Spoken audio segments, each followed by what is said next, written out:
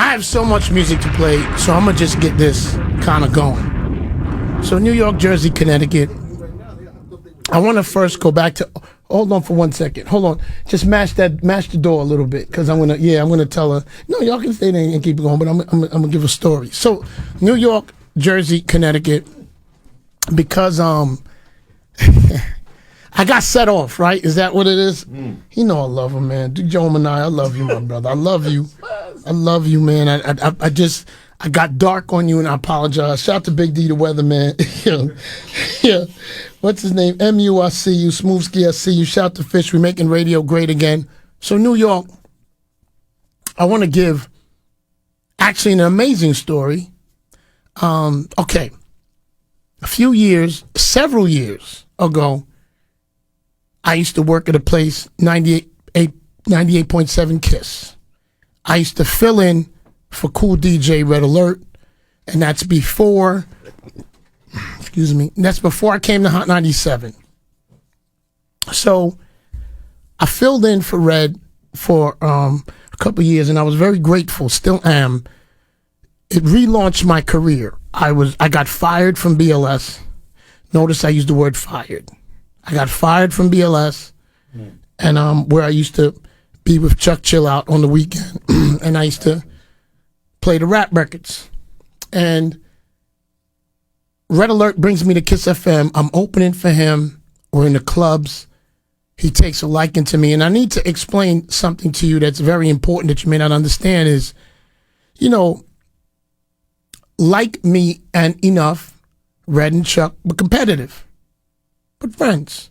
And the fact that Red Alert took me in his camp knowing I belonged to someone else's camp was a big deal for me. That was a very big sign of trust. And New York, Red Alert, he put on Clark Kent. He was very instrumental in Kid Capri's career, very instrumental in Sammy B's DJ career from the Jungle Brothers. He broke countless artists, Tribe Called Quest, Queen Latifah, De La, all those things, man. And I got a call from Hot 97. And when I took that job, DJ Enuff replaced me with, Red Alert replaced me with DJ Enuff. And I remember Red saying, it was, Ace, DJ Ace, you may not know this from Brooklyn, but it was between DJ Ace and DJ Enuff. That's who Red liked. And if you know Red Alert, you know me and Enuff are similar personalities. Like, we're similar, like, in terms of, like, how we rock and we move. And at the time, Clark Kent, Kid Capri, they're owning it. The king was always Red Alert. We were all fighting for second and third. Okay, I want to make sure I do the landscape right. Clark Kent was extremely powerful. Kid Capri, extremely powerful, extremely great DJs. I studied them and to their technique. Then we fast forward. So I come to Hot 97, and Red Alert gives Enuff a try, but we're all friends, but we're a little unit.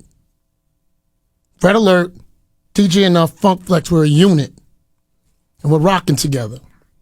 Even though separate stations, I think me and Enuff used to be on against each other. He was at KISS, I was at Hot. We had a good time. And Red Alert comes to Hot 97, he's doing the 5 o'clock mix. And Enuff comes a little bit after because they buy KISS FM. So at some point, Red Alert, Funkflex, Funk Master Flex, and Enuff are in the same building. Now it's a tricky story.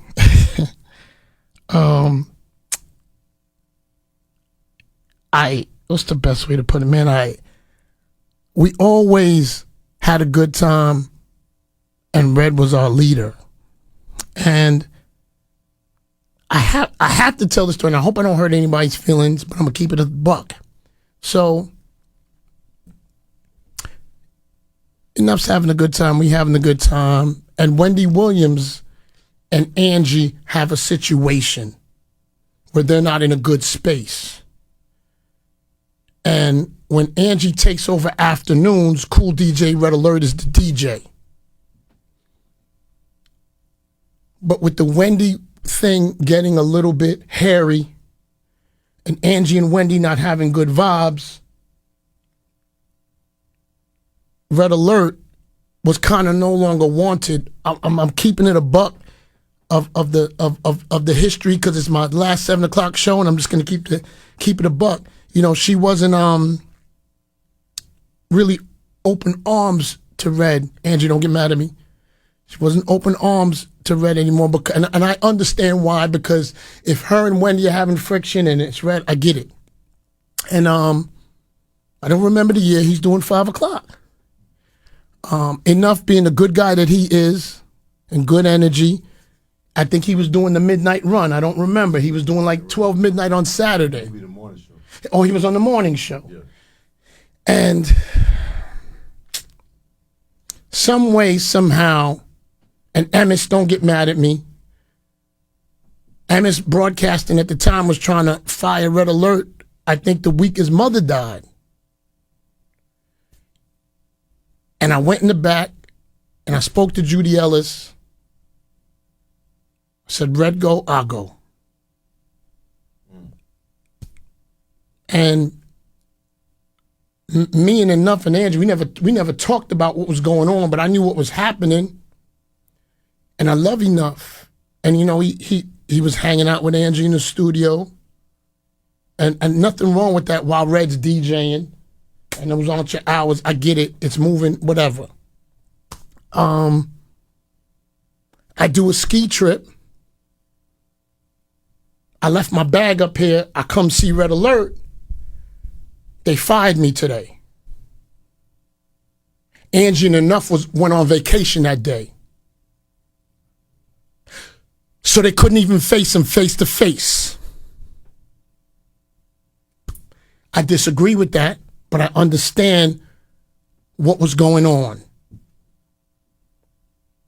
Me and Enuff ain't talked for 5 years. I understand his point, though. And I understand Angie. And I ate it. I didn't 100% agree with it because I feel like if we come from a camp, you know, so when we use the word brotherhood, when we use that word brotherhood, I want to make sure we're using it right. Red Alert gets let go.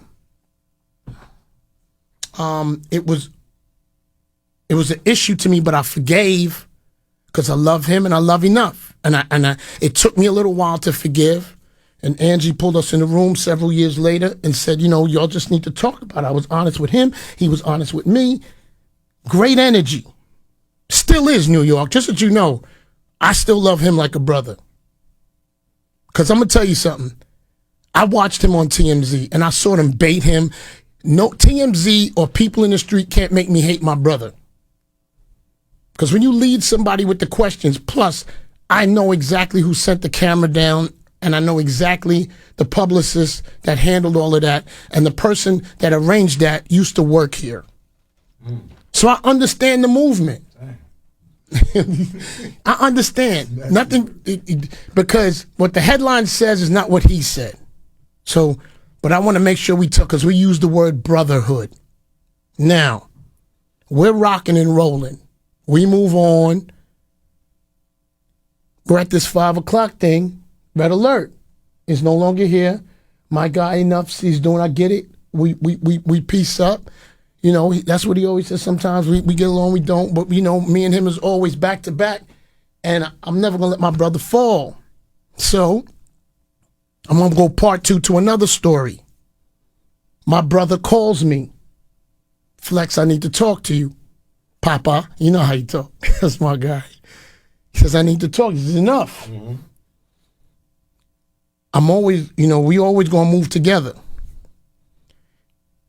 So when Angie leaves, Flex, don't let me fall. Don't let this go left. Fam, it's me and you till the end. even though you jugged my man, you jugged him. You Brooklyn cats. You jugged him. But I understood in the whole thing. Angie, you jugged them too. Angie, you know I love you, but you jugged them. Okay, but here we go.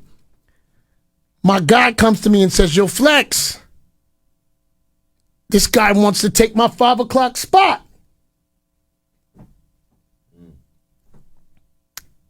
He says, hey, man. The guy tells me, he asks him, where would you like to be in the next couple years? I want to do 5 o'clock. So the guy that wants to, let me refer to him as snake number 1. Because there's 2. I'm gonna get to snake 1 and snake 2, but let me stay at snake 1. A guy he put on. Mm-hmm. I call him. Why would you say that to Enuff? What possessed you? He asked me what time slot, what I wanted. I'm not saying that ever happened in New York. I'm just telling you in this particular situation. And you know who I'm talking to. You, sir, know that conversation. Not only did I say to him, don't you ever in your life say that to Enuff again. On the phone, I said it to you. Never say that. And you know me and your relationship changed after that day. Because I saw you were a snake. He put you on, and that's what you felt you needed to do. I talked to my guy. We moved past it. I get it.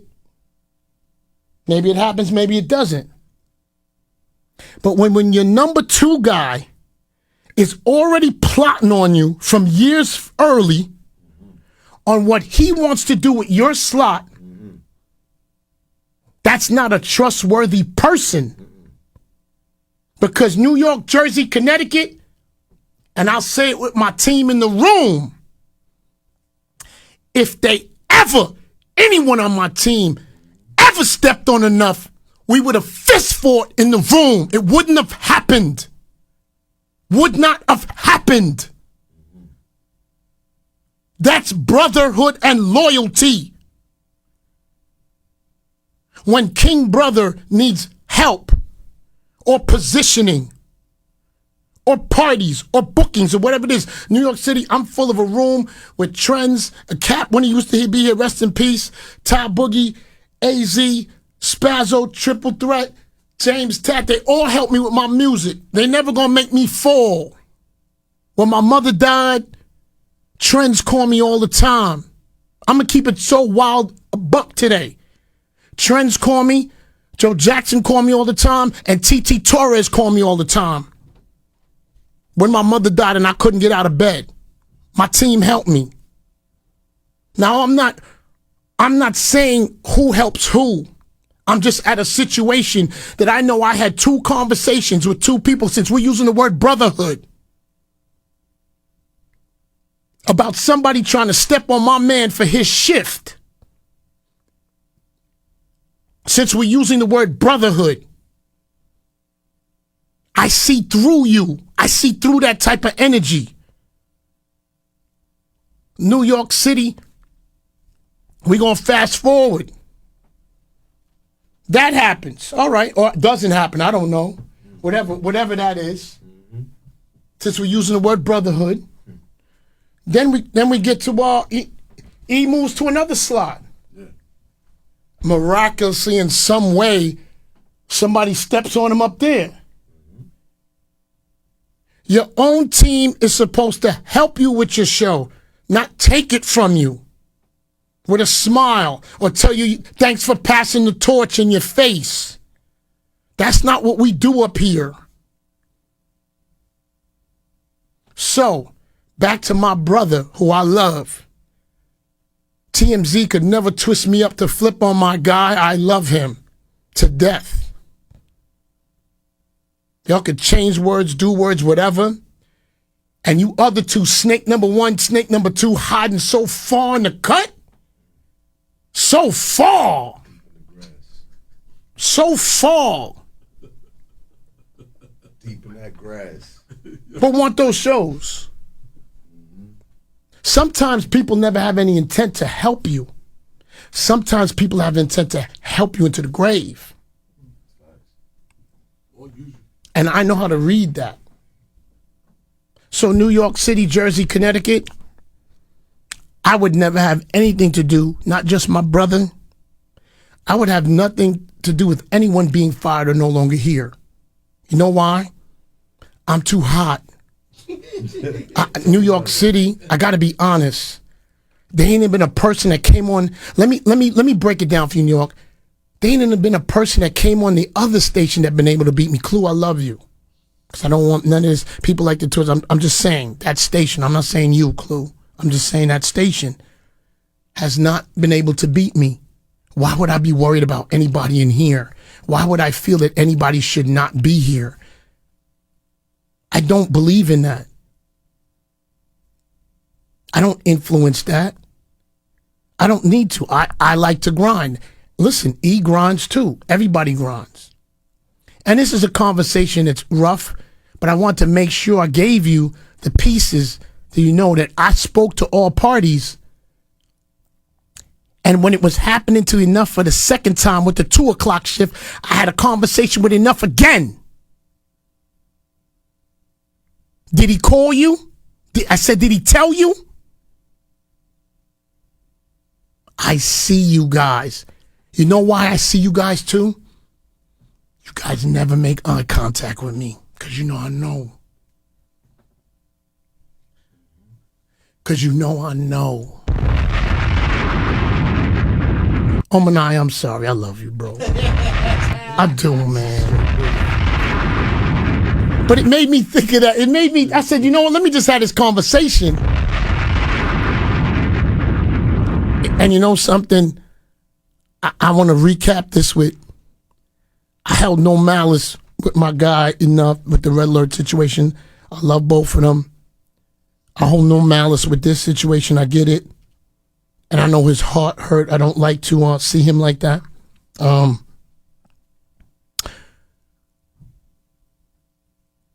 I don't think your team should have allowed you to show you sometimes like that in vulnerable moments in your last show.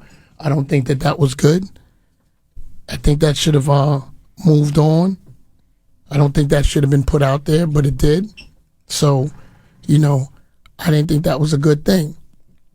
But that's, you know, that you are my guy for life. I love you. I would never do anything like that to you. I think deep down you know that. I'm not blaming it on anyone else. All I'm just saying is when you put DJs on, they're always supposed to prop you up and help you. They're not supposed to take your shifts and smile and give dumb jokes and dumb looks. Because let me tell you something, New York, about DJ Enuff. He is the originator of putting the line at those Spanish clubs around the block. There would be no Spanish hip-hop parties without DJ Enuff.